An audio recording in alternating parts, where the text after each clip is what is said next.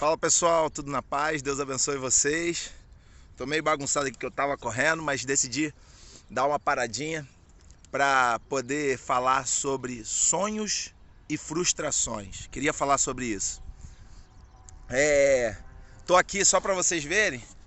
Tô aqui agora nas margens do rio Mondego, né? É um visual bem legal.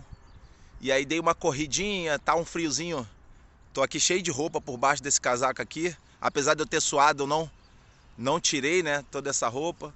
Tem uns passarinhos à minha volta aqui, não sei se vai dar pra ver. Mas tem umas aves marítimas aqui. Enfim, e também uns pombos, e estavam tudo me rodeando aqui. Só porque eu falei, eles foram tudo embora. Só porque eu comecei a gravar.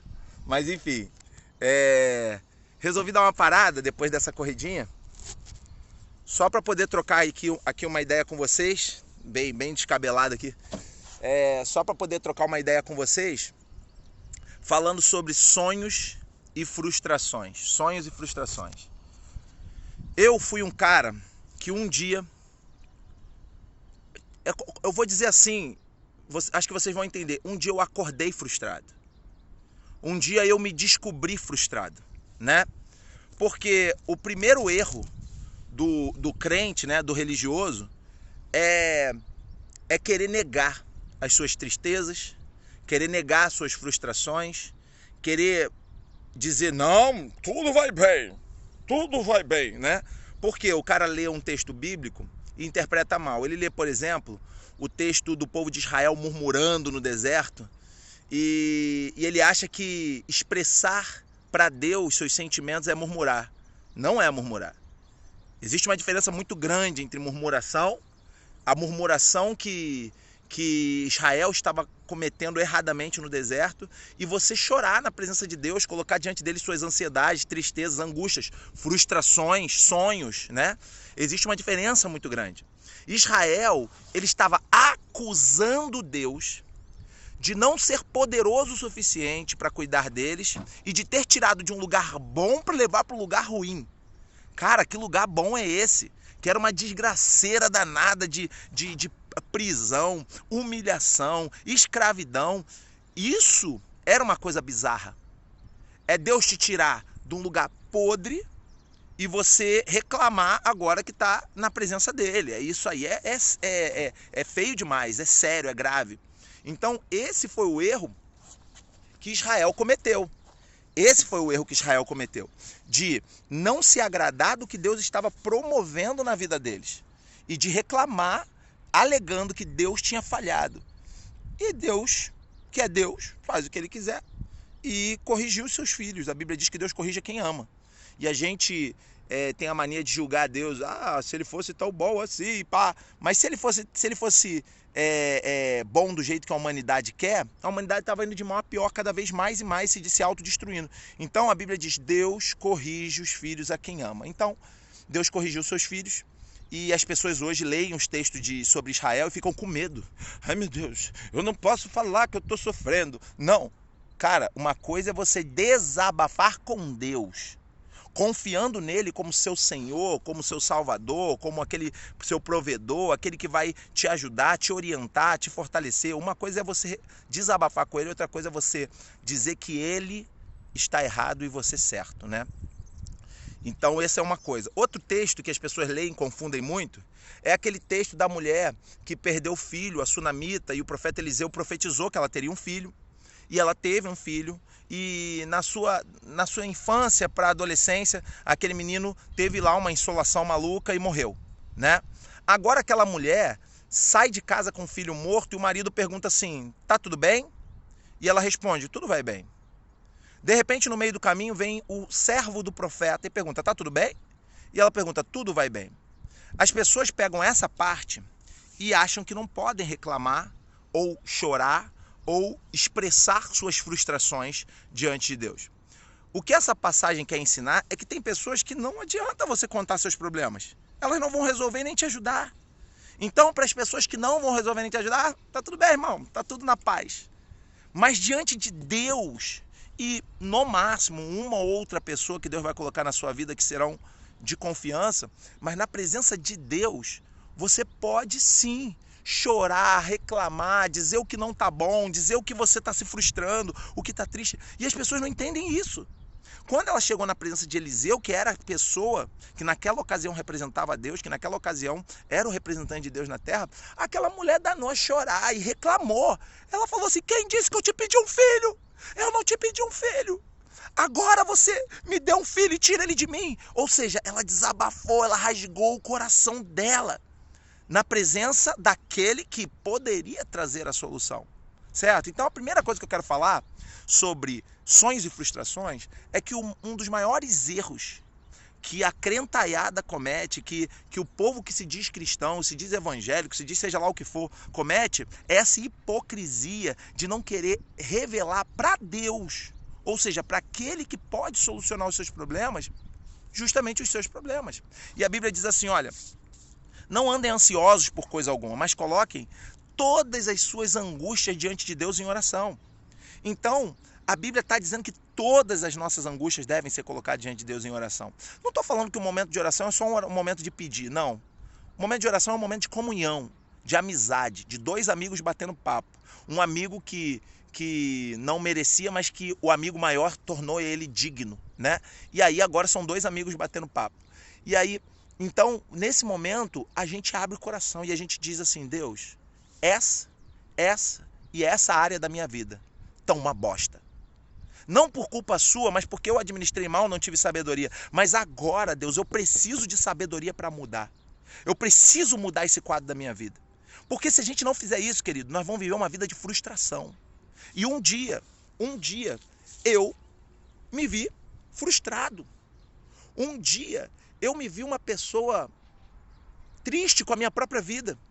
Crente, me sentindo lavado e remido pelo sangue do Cordeiro, me sentindo envolvido na graça, me sentindo com o Espírito Santo habitando em mim, mas triste com determinadas áreas da minha vida que não desenvolviam, que não cresciam, que não avançavam, que não melhoravam, que só iam de mal a pior, que estagnavam.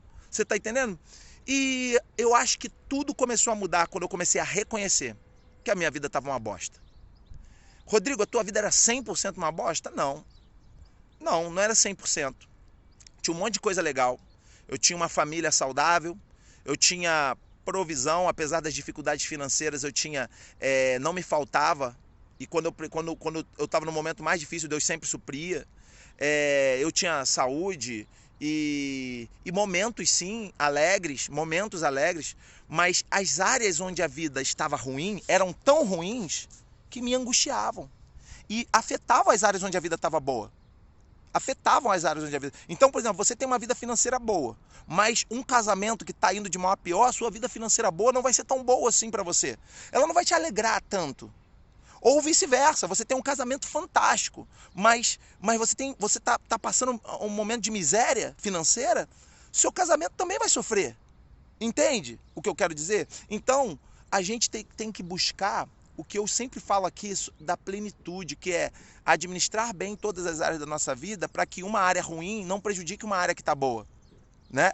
E a primeira coisa para a gente não viver uma vida frustrante e começar a viver nossos sonhos é reconhecer a porcaria que está algumas áreas da nossa vida. E falar isso abertamente para Deus. Para de achar que Deus é um velhinho com uma foice na mão querendo te matar. Deus é um pai, amigo, amoroso, é Salvador, é Senhor. O que muita gente não entende, ele é Senhor. Ou seja, ele também diz como tem que ser e nós temos que obedecer. Mas enfim, independente disso, ele é amigo, ele é amoroso, ele é amor. Você está entendendo? E a primeira coisa que a gente tem que fazer é ir lá e bater um papo com ele. Primeira coisa. Segunda coisa é sonhar. É olhar para onde você acha que seria legal chegar. É ver o que Deus pode fazer por você e entender que se o céu é o limite, onde eu gostaria de viver? E sem hipocrisia. Sem hipocrisia, sabe? Porque eu vejo gente, por exemplo, principalmente quando o assunto é dinheiro, tem pessoas que falam assim, não, dinheiro não importa. Que dinheiro não importa, irmão. Para de hipocrisia, você está entendendo? É até uma infantilidade falar assim, porque até a própria Bíblia, ela diz assim, se você tá alegre, dê um banquete. Se você tá triste, beba vinho, né? Para esquecer a tristeza. Mas se você não tem dinheiro, você não pode fazer nenhuma coisa nem outra. Tá na Bíblia isso. Salomão fala isso. Se você está alegre, dê um banquete. Se você está triste, tome um vinho. Mas se você não tem dinheiro, você não faz nenhuma coisa nem outra. Ou seja, ser alegre não pode se alegrar, ser triste não pode se entristecer porque você está sem dinheiro. Então vamos parar com essa palhaçada de dinheiro não importa. Claro que importa. Só que o dinheiro não pode nos dominar. A Bíblia diz que o amor ao dinheiro é a raiz de todos os males. Outra coisa é achar que, por exemplo, você está triste numa igreja e você tem que ficar naquela igreja triste porque é meninice, é infantilidade você trocar de igreja. Eu não sou macaco pulando de galho em galho. Cara, você tá triste num lugar, sai dessa porcaria de lugar. Você tá entendendo? A menos que Deus, eu não tô falando uma pessoa, eu tô falando Deus tenha falado diretamente com você que é para você ficar ali. Eu já ouvi um testemunho de um cara que Deus falou que era para ele ficar num determinado lugar por um determinado tempo. E ele falou que não foi o homem, foi Deus que falou com ele. E de fato tudo se concretizou quando ele ficou o tempo que teria que ficar e Deus fez a obra que teria que fazer. Certo? Isso é um caso em 1 milhão. A maioria das pessoas estão na igreja porque querem.